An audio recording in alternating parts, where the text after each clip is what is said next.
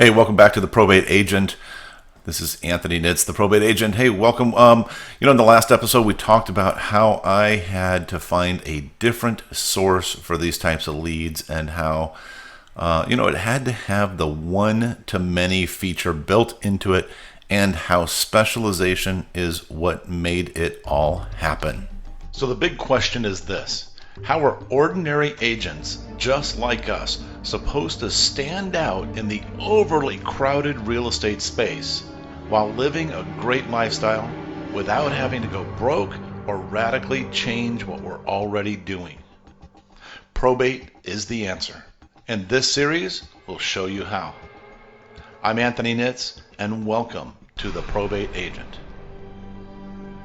So why is it so important to specialize in probate? This is a conversation, a topic, a question that I get all the time as opposed to other specialties and or specialization in general. And, typically a generalist, or real estate agent tends to have a broad range of skills, right? This is kind of just a general definition. It's a broad range of skills and experience across a wide range of disciplines, right? On the other hand, specialists invest their time and efforts in becoming the go-to person in a certain niche, okay? And what we find in our space as in the real estate space is that almost all real estate agents are generalists. We'll talk about that in a little bit more in detail here. As a generalist or real estate agent, you also have way more competition from other real estate agents because you're all competing for the same listings and the same buyers. Many people believe that by casting a wider net as a real estate agent or generalist will attract more clients. And I got to tell you, when I'm coaching and training agents and I'm trying to help them understand this, I'll take a piece of paper and I'll put it on the ground and I'll say this, like this one will say short sales and this one will say first time buyers and then this paper will say probate and then this one will say foreclosures and then this one will say multifamily, whatever. And I'll literally have them stand in the room and go, okay, well, guess what? I'll toss a ball up. And I'll say, well, this one's a short sale. Go get it. Well, and almost every time, by the time I toss it up and it hits the ground, they are not able to run over there fast enough to grab the ball. And then I toss one over to the probate side, and then I toss one to the first-time buyer side, and I toss it, and I'm kind of doing this, and I'm trying to demonstrate to them that a lot of times, as agents, we try to cast a wide net. We do everything, right? We try to do everything. And as a result, we get very, very little. However, if they just stood on in this case, probate spot, then of the 3 balls that I threw over there, they would have ended up getting all 3 of them, right? And which is more than what they got by trying to chase around all of the other types of specialties that are available in our space, right? On the other hand, others believe that by casting too wide a net, a real estate agent might be good at many things, but not great at any one thing, right? You've heard the saying, a jack of all trades is a master of none. And that's kind of the common case for most real estate agents, right? We're all good at a lot of stuff, not super great at any one thing. But as a specialist, you become more attractive to many clients who are looking for a specific skill or ability. Let's consider this. You go to a party and you're standing around and there's other people chit-chatting and stuff. And you walk up to somebody and you say, well, what do you do? And they say, well, I'm a doctor. And you're like, oh, great. Okay, cool. All right, that's good. Good, noble profession, right? But if you were to walk up to that same person and they say they're a brain surgeon, you would go, oh, wow, that's pretty cool. That's got to be really interesting, and you must have great stories to tell. And right now you have a different level of interest and perception of what the value of that person offers, right? You go up to somebody and say, hey, well, they say, well, oh, I'm a construction worker, right? And in your mind, you're going, okay, great. They sit there and swing a hammer all day long. versus somebody says, I build mansions. Oh, whoa, wow, okay, that's cool. What have you built? Who have you built for? What kind of special things do you do? That sort of stuff, right? Or you go to, somebody says they're a yoga teacher versus, I develop yoga plans specifically for people with injuries. Oh, really? Oh, okay, wow, that's interesting, right? And so having a specific skill or whatnot, a specialty creates a better perception or more interesting perception and creates curiosity in the eyes of the people that you are talking to, and actually gives you a higher level of authority and respect and that sort of thing. So the more specific your skill set, the less you have to sell yourself as an expert in that particular area. Okay, I want you to get that. The more specific your skill set, the less you have to sell yourself as an expert in that particular area. And when we get to the end of this podcast, I'm gonna share with you how to set yourself up as a probate specialist, really, really simply, so that now you create that different level of perception. Specialization creates differentiation. It allows you for branding, and it brings a unique value to the conversation. I want you to get this because, I used to do this. I actually, gosh, I wish I still had some of the recordings of this, because I would record these conversations. I would go into an open house. I'd randomly pick an open house. And I would play this little game with the real estate agent. I just pretend like I was a customer, just coming looking just like everybody else. And when I walked in, and this happened, 8 or 9 times out of 10, when I walk in, I'd say, hey, oh, nice house, this and that, everything like that. And I'd say, oh, so are you the listing specialist for this area? And their almost immediate answer is, oh, yeah, oh, absolutely, yes, we specialize in listing homes in this area. Oh, that's too bad, because I was looking for a buyer's agent. Oh, no, we do that too. We help buyers all the time buy houses. Oh, okay. So then do you work with buyers who are looking to buy in this neighborhood? Oh, yes, absolutely. We can find, if there's a home for sale in this neighborhood, we can help you buy in this neighborhood. Oh, well, that's too bad, because I was looking for a home in the next city over. Oh, no, we do. We sell homes in that city too. We can help you with buying in the next city. Absolutely. No, we can help you with that. Oh, really? Okay. So, but do you work with first-time buyers? Yep, absolutely. Oh, definitely. We are the first-time buyer experts. We know everything about all the first-time buyer programs and everything. Oh, well, we're, downsizing. So we actually need, someone who understands the downsizing. Oh, we do that, And so I would play this game, and almost, like I said, 8 or 9 times out of 10, the agents would always respond with, oh, yes, we can do that too, and we can do that too, and we can do that too. And the farther and farther and farther I would get down that process, eventually they'd catch on, and they'd be like, what's going on here, right? But they clearly identified themselves as a jack of all trades, a master of none, and therefore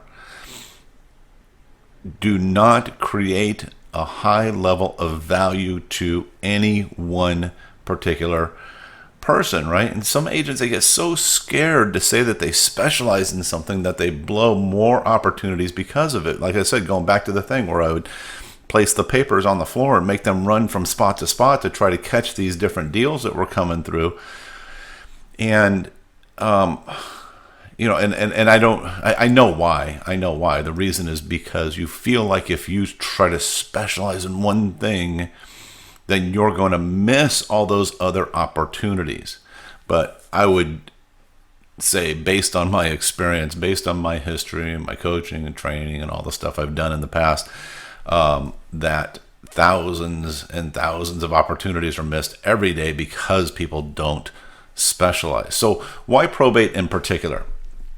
Well, there are very few other niches that maintain a consistent flow of clients, guys. Now, people joke around, hey, people are dying every day, and guess what? It's reality. That is a fact. People do die every single day. Okay, there's two things you can't get away from: death and taxes, right? And so because of that, yes, there is a consistent flow of clients. And it doesn't matter if we're in a recession, if we're in a depression, if we're in a booming economy, if the market is shifting, it doesn't matter, right? Because people still have these homes that they have to sell if they're in a probate, or like we talked about before, people who are have trusts. Their families are in a trust, and there's, just for a little bit of history, there's or not history, but just a little background knowledge here.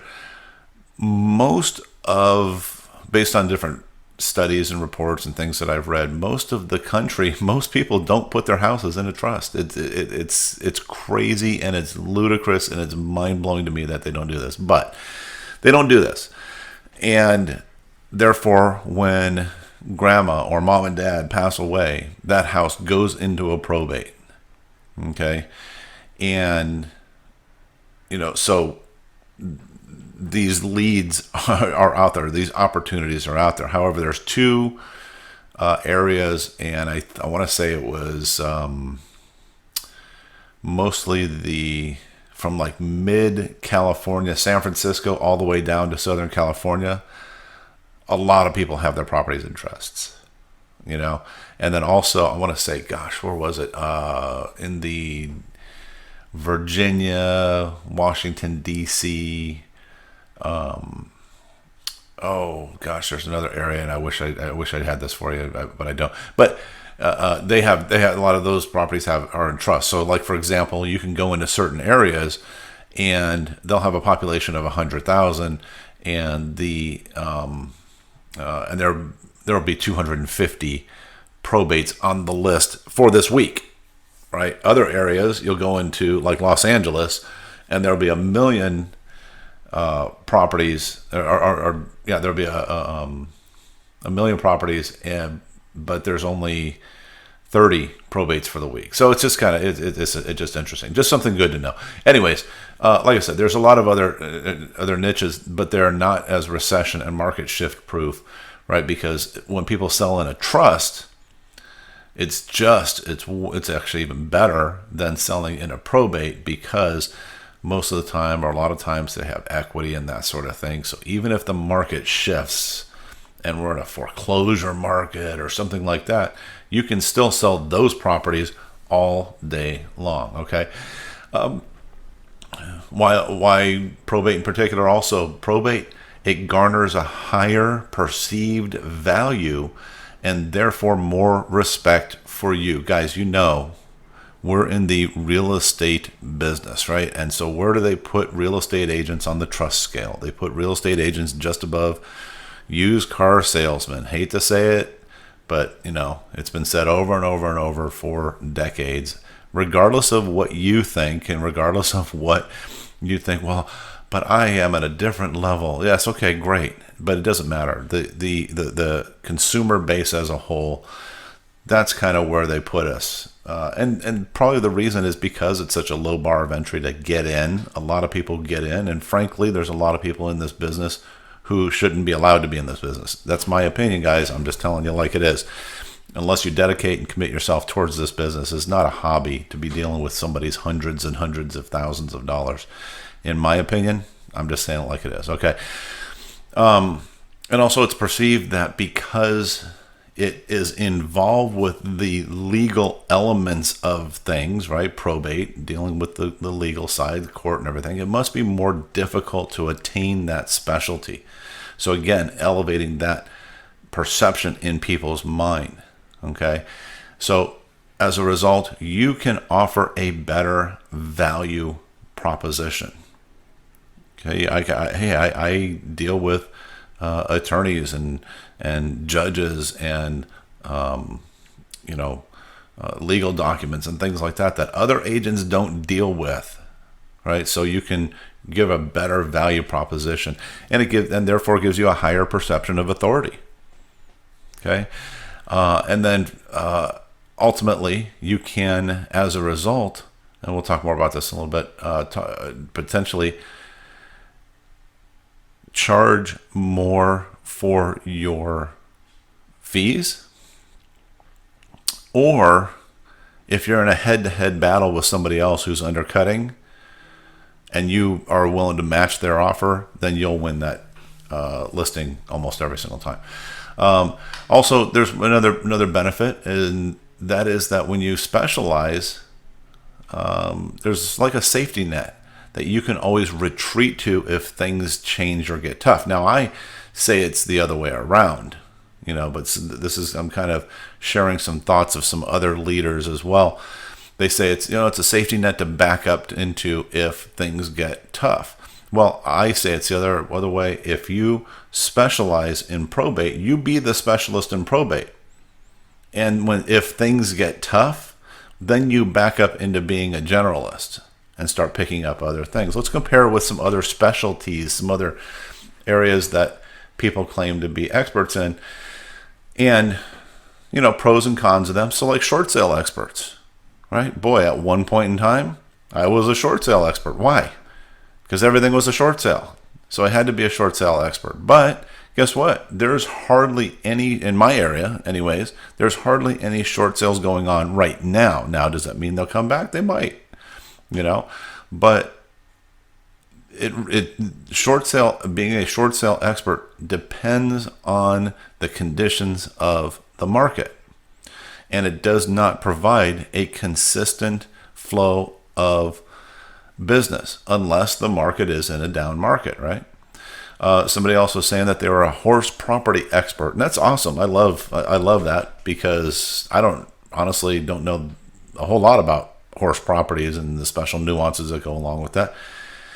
But if you live in an area where it's all horse properties, well, guess what? Everyone is an expert, right? Or the challenge with this sometimes, and I've had people in my area, because we do have areas that have horse properties, and they promote themselves. We're the horse property expert. Well, when there's no sales in those horse property areas, there's no new listings, people don't tend to go to them and say, okay, great, come sell my tract home, right? Hey, you deal with horse properties. My house is, a little, 1,700 square feet on, 6,000 square feet lot, right? So where does your horse property specialty, benefit me? No, it kind of doesn't. If you're the condo king, we had a guy in the area, and I love the guy. I'm actually friends with him, went to high school. And he went around and he was the condo king.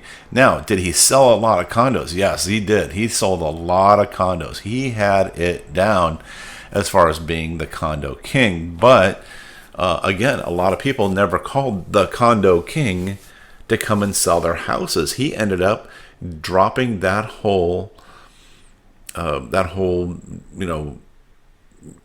target that he was going after, because he was realizing at the time that these condos, they sell for, let's just say $200,000 in our area. But houses were selling for 5 and 6 at the time. Well, do you think his commissions were high? No, but he did have a specialty. I will tell you that, when you work on a specialty, he got more business as the condo king than he probably got as the area specialist for everything, right?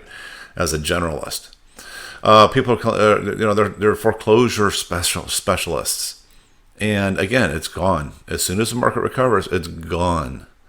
Okay, do people still have foreclosures? Yeah, sure they do, but there's not enough for people to say, okay, I need a foreclosure specialist. Why? Because they probably have equity, and they probably end up selling the house before it goes into foreclosure, right? And also there's a perception of, Well, if you're the foreclosure specialist, my house isn't in foreclosure. I don't need a foreclosure expert to come and sell my house, you know. And then there's the divorce specialist, and this actually kind of fits right in with the whole probate thing, because it also has a consistent flow of leads. You know, you got to be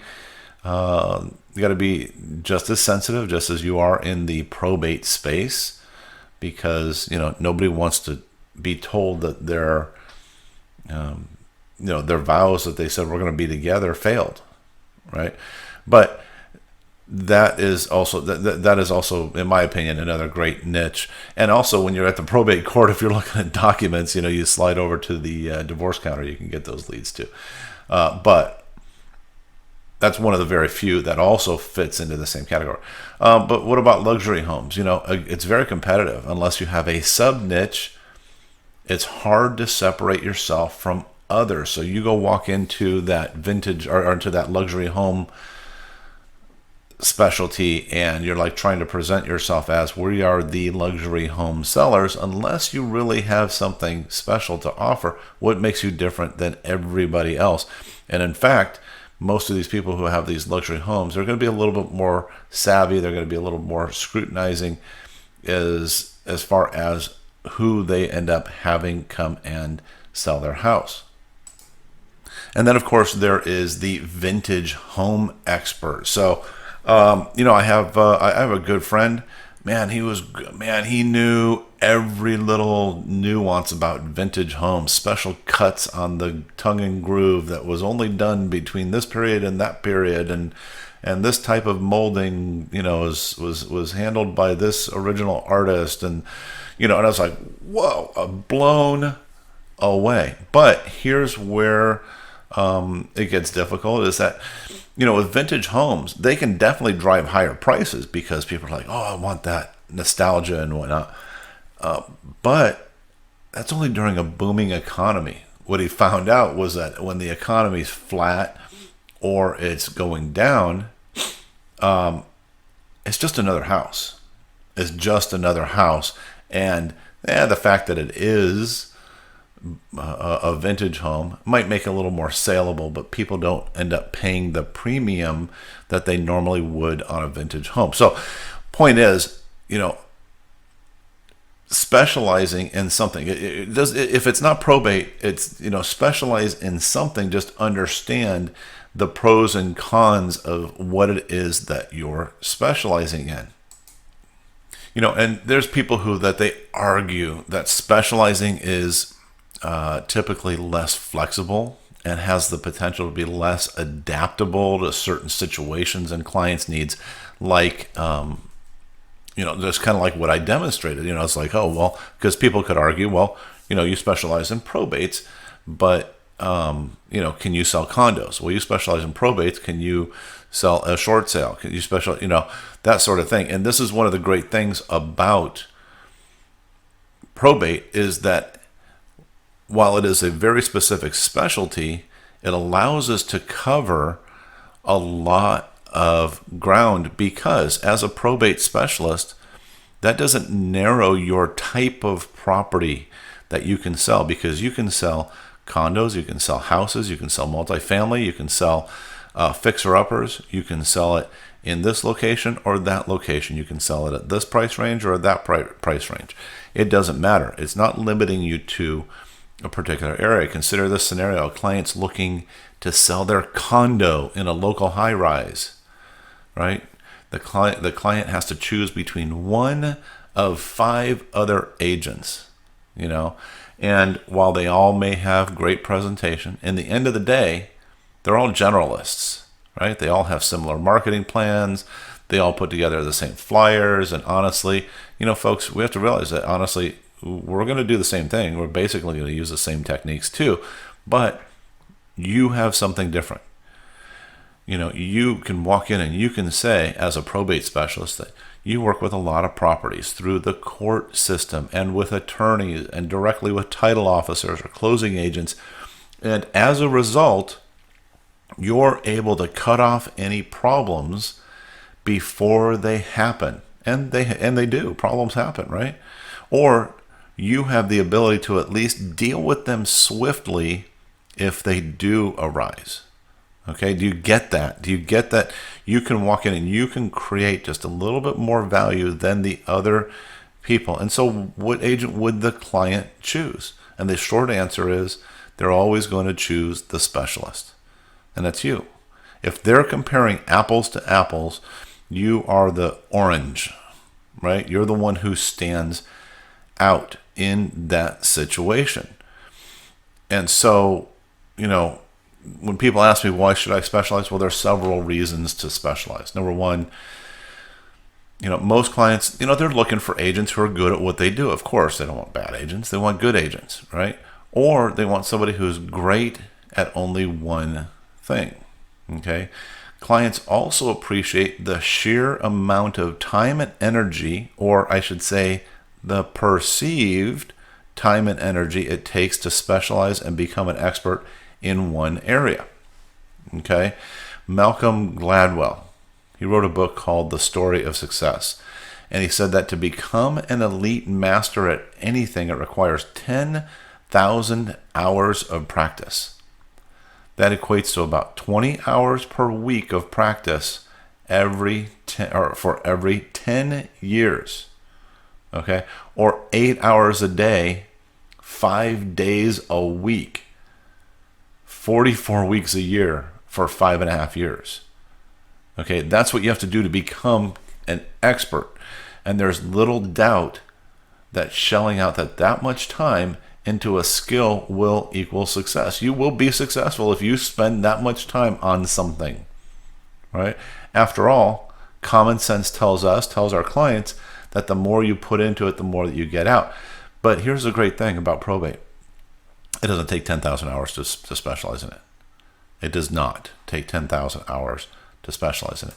You can take 10 hours and learn enough about probate that separates you from everybody else in your space. Okay? Specialists also have a unique value proposition. It's infinitely better to be the one in a million than to be like a million others. Okay? Let me say that again. It is infinitely better to be the one in a million than to be like a million others. And I know you've heard this before. We all hear the story about the fish, the one fish swimming against the crowd, right? And they stand out and they're different. And we all know this, but we all revert back to that generalist thing because, again, we think, I better be, ready to get that first-time buyer and that that foreclosure property and that short sale and then this and then that. And I got to be ready to get all those things, right? I get it. It's scary. It's scary. But here, let me point something out to you here. So in my area where I work, and this is an exercise that you need to do, and I'm going to tell you to do this later anyways, but first of all, find out how many agents are in your area that you service. So like for your county, for example. So I have the county that I work in.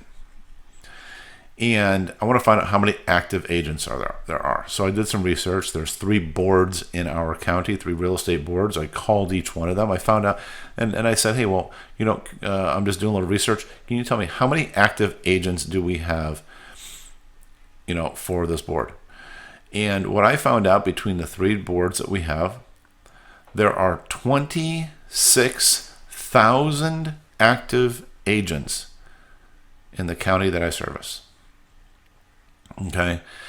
And, you're probably sitting there going, holy smokes. And maybe you're just going, what? That's nothing. We got more. Okay. But there's 26,000 active agents. And then what I did next was I went and I pulled last month's sales through the MLS. How many homes sold through the MLS? And it was 2,100. So less than 10% of the equivalent of the number of agents in the county were homes sold. Okay? Do you think that there's some competition? Oh, well, Anthony, but there's two sides to the transaction. Okay, so 4,200. 4,200 sides. A bunch of those were double-ended. I frequently double-end my sales. But whatever, let's assume everybody everybody gets a side. There's 4,200 sides out of 26,000 agents. And that if those, there's 26,000 agents, it's the same top 10 or 20% of the agents who are doing the business. So, in other words, there's a lot of people starving. Okay? A lot of people are suffering being part of this business. And not trying to burst anybody's bubble, but this is stuff you need to know so that you understand I need to stand out like a big red beacon in the marketplace. Okay? Somehow, some way, probate is one of those ways. Okay? And people ask me all the time, well, how many of those people are really active? And I said, well, you know what? Hey, from my perspective, this is my perspective is that if somebody is paying board dues, if they paid their board dues for the year, and I don't care if they're a 1 hour a week agent, I consider them active and I consider them competition. Why? Because if somebody called them and said, hey, you know what? We're thinking about selling our house. I know you have your real estate license. Could you come talk to us? You better darn well sure believe that they're going to go and take that listing away from you if they can. Because that means, depending on what area you're in, that might mean 5,000, 10,000, 15,000 or more in a commission to them to sell one house. Oh, you bet. So I don't care if they're just 1 hour active or not. I consider them active and competitive, right? So know your numbers. And if nothing else, that will tell you why it's so important to be a specialist. Because if I take those same numbers and I go, well, how many people truly specialize in probate? And I'm not talking about the people who in their online profile say, yes, we specialize in probate. Because everybody puts it on there, right? Because they know everybody knows it's a good place to be. But do they actually go out and get it? No, they don't do it. But if I had to take those numbers out of 26,000 agents in the county that I work in, 40, 30 even maybe, what I consider active, actual probate specialists in this county. Okay. And so do you think that they get the majority of the business? Yeah, of course they do. They get a majority of that business because they specialize. There's some other traits that most specialists have. It includes hard work, right? People perceive if you're a specialist that you've put hard work into it, that you're creative, that you have commitment, that you have diligence and focus. And it's not that generalists don't also share many of these traits. It's just that when an agent specializes, it's again perceived. I want you to understand this is from the consumer side of things. They perceive that you must work much harder at the one thing, and then these traits become your focus and your opportunity for growth. Okay. Besides, when an agent specializes or even burrows down even further within a specialization to find a niche, clients know exactly what they are getting, right? It's crystal clear. So consider this. If someone is looking for someone who specializes in probate, you will definitely rise to the top. But if they need help buying a home for their kid, having a probate specialty will only elevate your position in that person's eyes. And they will hope that you will accommodate them and help them with their little meager purchase, even though, you are different. You are exceptional, right? It's kind of like asking, remember Johnny Cochran from the O.J. Simpson trial? If it doesn't fit, you must acquit, right? He got O.J. Simpson off for murder, right? It's like calling him up and asking him to help with a speeding ticket. I know he's long since passed away, but but that would be the equivalent, right? When they call you up as a probate specialist, it's like asking you to help them out with the speeding ticket. Do you mind? Can you help? I know, I know. Look, I know you're, big time expert, but do you mind just helping me find a place for my kid? Yeah, sure, we can do that for you. Absolutely. And as a result, there's another huge benefit to specializing. I've talked about the perception of value. With all of the low-cost, flat-fee brokerages and online sites all popping up, giving away the commissions, there's something that they can never can compete with, and that is a perception of value. See, because they've created a commodity. The more people buy or sell, the lower their price, and everyone is fighting for that low-price leader position. Do you guys have people in your marketplace who are fighting for that low price? The agent who's promoting all over town will, list your house for 1% or 0.5%. I've seen some of those. I'm like, what? You guys are nuts. Or flat fee or something like that. And you're going, oh my gosh. But the saying goes, and you, of course, point this out in your presentations, you get what you pay for. Do you want to risk listing your home for sale with someone who doesn't have the knowledge I have to resolve potential serious issues to save a few bucks? Do you want to take that risk? And there's a saying that one of my mentors uses, and that is that people will pay more for the same thing packaged a different way. What does that mean? And he's not talking specifically about real estate agents. He's talking about marketing in general, but it still very much applies. People will pay you more, or at least haggle with you less about your commissions when you specialize.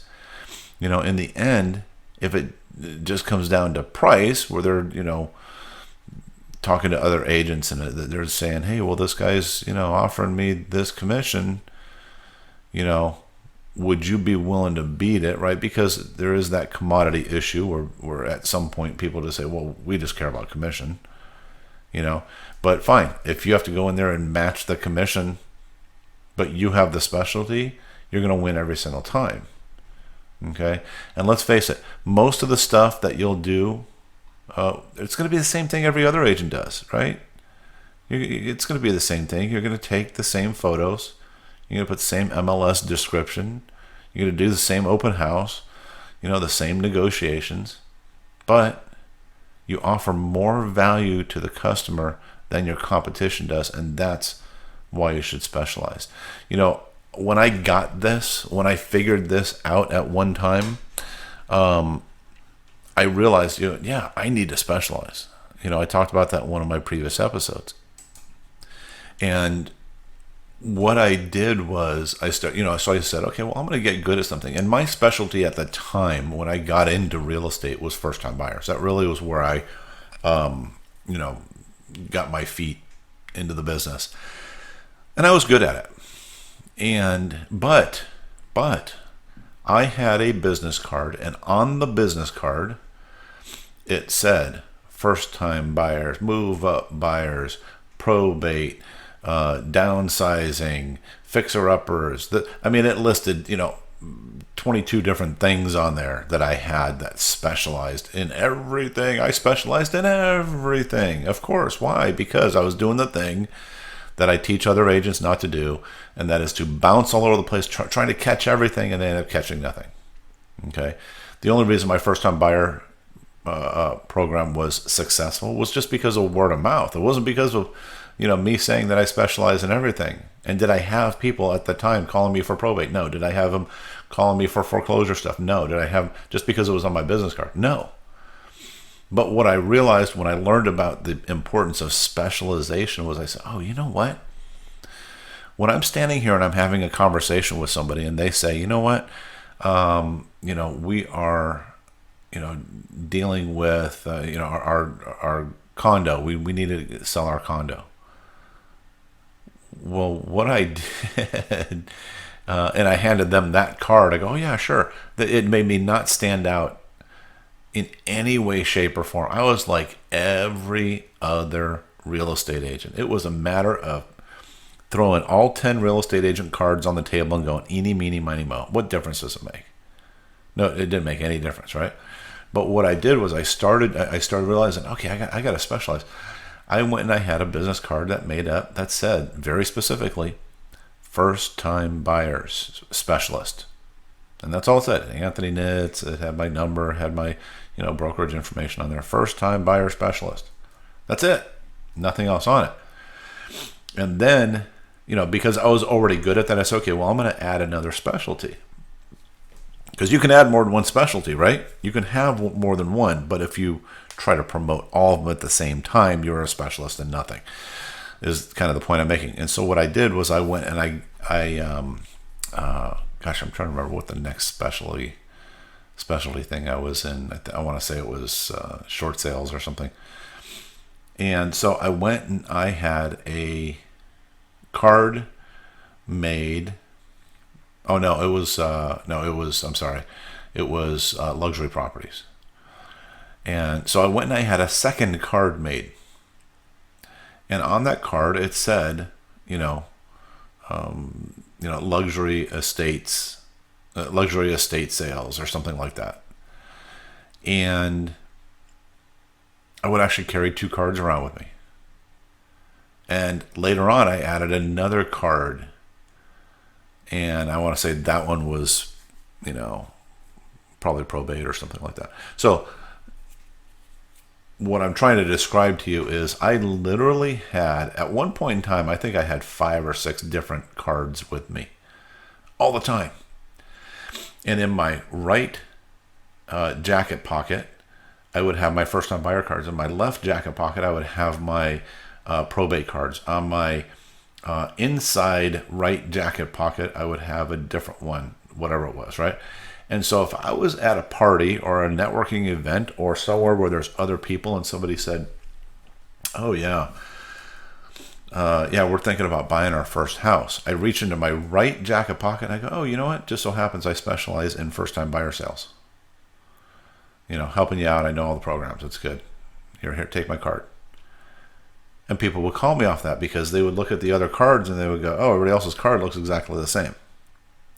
Except for this guy. This guy's first time, that's all he does. Oh my gosh, well, let's talk to the guy who specializes in first-time buyers.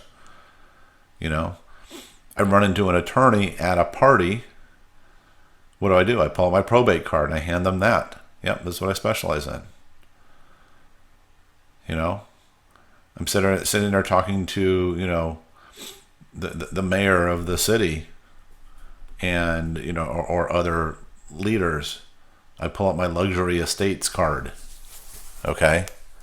So I would always make sure that the audience that I was talking to would allow me to give them that specialty. Now, am I sitting here telling you go make up 26 different cards and carry them? No, not at all.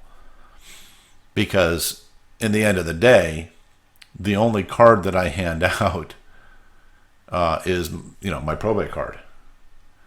So and it's for all the reasons that I'm telling you now. But the point that I'm making to you is that you get a lot more business by being a specialist in a particular area. And there's scholars out there that they argue that specializing allows workers to get ahead. Others argue that having broad experience is the only way to be truly exceptional. But in a study of the role of specialization in workers' careers by Stanford researchers, it was concluded that a diverse work history hurts one's chances of promotion. Right? So this is in the workforce, and that specialization will lead to a longer, more productive career, and that is in fact the case in real estate because so many people are generalists in our space. So how do you specialize?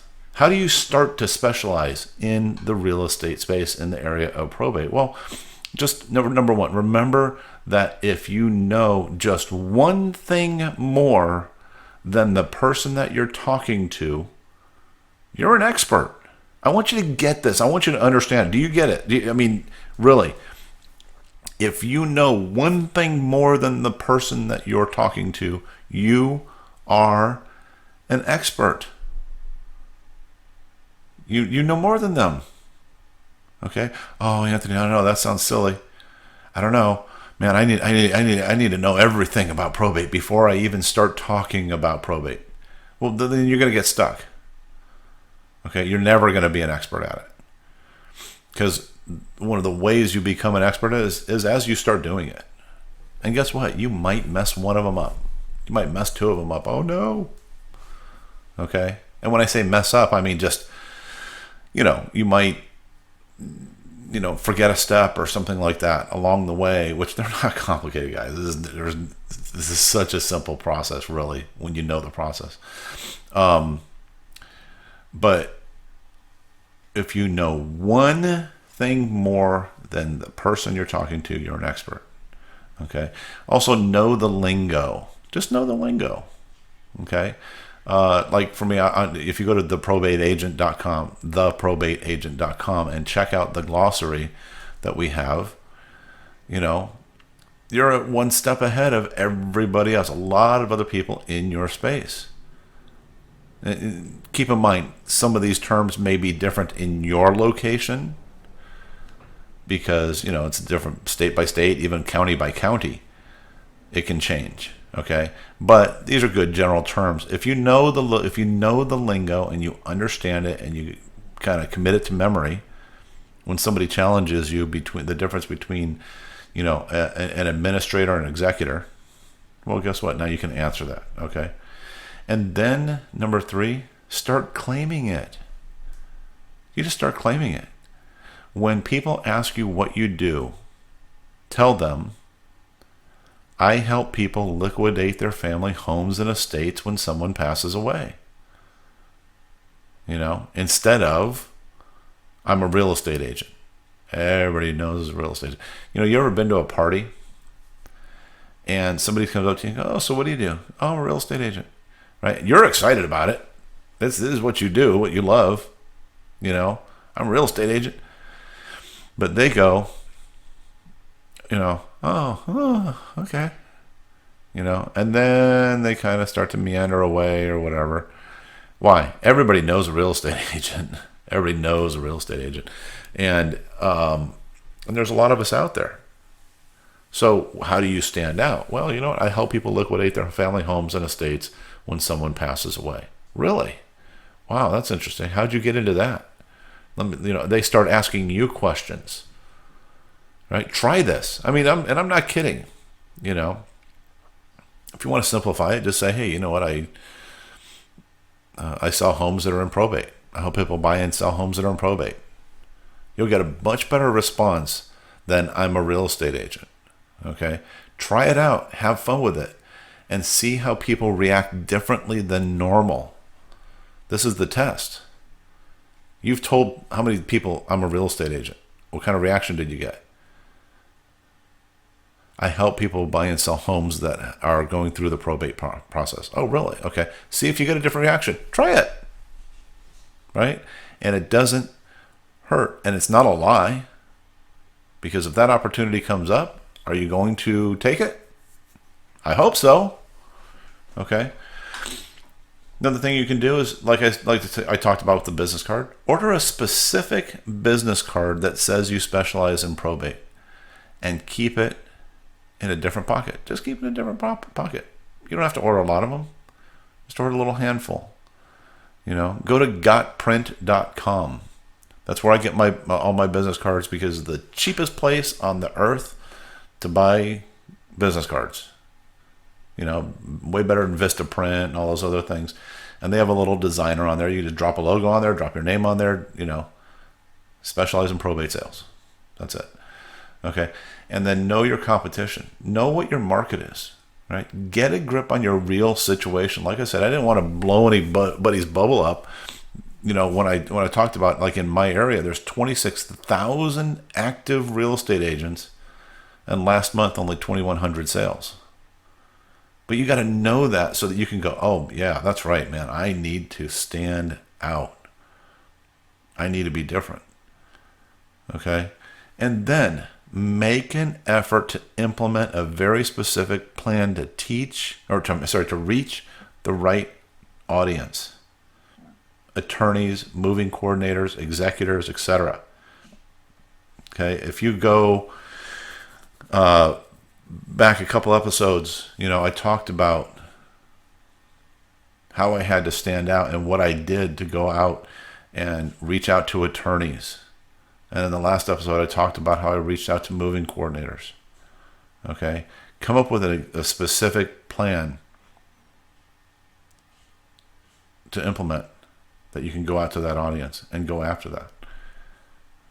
Okay? And then you'll be a specialist. But probably the most important of those is to start to claim it. I'm a probate specialist. There's the power of that affirmation too. When you start saying it, it starts to happen. Okay? You get up every day, you look in the mirror, and you go, you know what? I am the best probate specialist in this county. Next thing you know, you will be. Okay? So in the next episode, we're going to talk about how to deal with out-of-state heirs in a way that they don't have a choice but to deal with you. Catch you on the next episode. Hey, thanks for listening. Please remember to subscribe right here where you're listening to us right now, and any of your other social media platforms. And leave feedback for me. It's really important to me, and it helps us out. Do you have a question that you want answered live on the show? Go to theprobateagent.com to submit your question, or even to get an opportunity to be interviewed. For my agent friends, you'll also find additional content and some freebies there that you can download right now. Until next time, let's put the pro back into probate.